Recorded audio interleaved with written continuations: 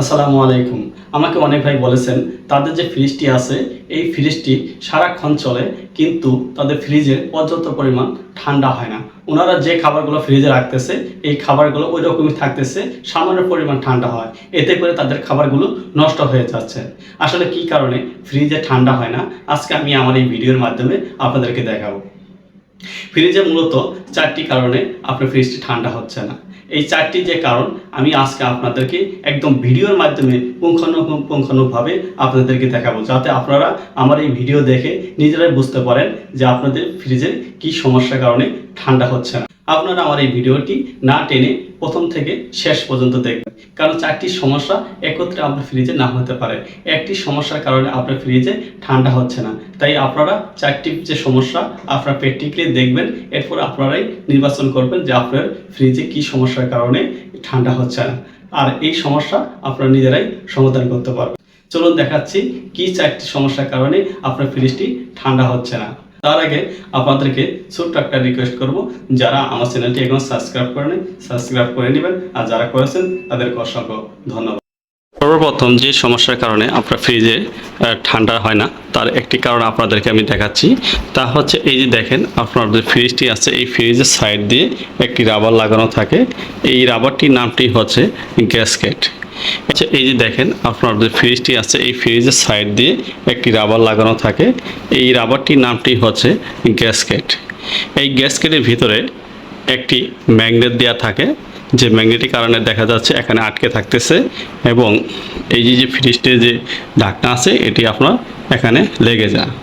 তা আমাদের ফ্রিজগুলো দেখা যাচ্ছে অনেক সময় এই ভিতরে যে ম্যাগনেটটি থাকে এই ম্যাগনেটটি দুর্বল হয়ে যায়, আর দুর্বল হয়ে যাওয়ার কারণে বা দেখা যাচ্ছে গ্যাসকেট যে থাকে এর ভিতরে ছিদ্র হয়ে যায় অনেকদিন ইউজ করার কারণে, বা ম্যাগনেটটি দুর্বল হয়ে যায়।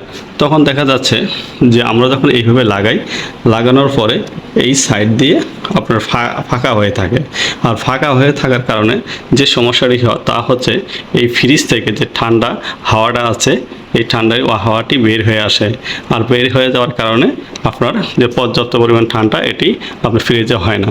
তা আপনারা সর্বপ্রথম দেখবেন যে এই ঢাকনাটা ফ্রিজের সাথে ঠিকভাবে লাগে কিনা। যদি না লাগে তাহলে বুঝবেন যে এই গ্যাসকেটের সমস্যার কারণে আপনার হাওয়াটি বের হয়ে যাচ্ছে। দ্বিতীয় যে কারণে আপনার সমস্যাটি হয় তা হচ্ছে যে আমরা যখন এই ফ্রিজটি যখন খোলার পরে দেখবেন আমাদের ফ্রিজে এরকম লাইটটি জ্বলে, আর ফ্রিজটি যখন বন্ধ করেন তখন দেখা যাচ্ছে এরকম লাইটটি বন্ধ হয়ে যায়। তো আপনাদের ফ্রিজের সাইডে যখন এই সুইচটি আছে, অফ অন করা সুইচটি আছে, তা আপনারা কী করবেন, সর্বপ্রথম এরকম করে আস্তে করে দেখে নেবেন যে লাইটটি অফ হয়ে গেছে। দেখেন অফ হয়ে গেছে। যাদের ফ্রিজে আপনি এই লাইটটি অফ হয় না তারা বুঝতে নেবেন যে এই সুইচটি সবসময় অন হয়ে থাকে, আর ভিতরে যে লাইটটি থাকে এই লাইটটি সবসময় জ্বলে থাকে। আর এই লাইটটি সবসময় জ্বলার কারণে দেখা যাচ্ছে আপনার ভিতরে সবসময় গরম হয়। লাইটটি যদি না জ্বলে তাহলে আপনারা অবশ্যই এই সুইচটি আপনারা চেঞ্জ করে নেবেন, তাহলে এই সমস্যাটি দূর হয়ে গেলে আপনাদের ফ্রিজে আর এই ঠান্ডা না হওয়ার সমস্যাটি থাকবে না। যদি গ্যাস কম থাকে তার কারণেও দেখা যাচ্ছে আপনার ফ্রিজে পর্যাপ্ত পরিমাণে ঠান্ডা হয় না। তা আপনারা যখন দেখবেন ঠান্ডা হয় না সেই সময় আপনারা এই কম্প্রেসারের গ্যাসটা একটু চেক করে নেবেন যে গ্যাসটি পর্যাপ্ত পরিমাণ আছে কিনা।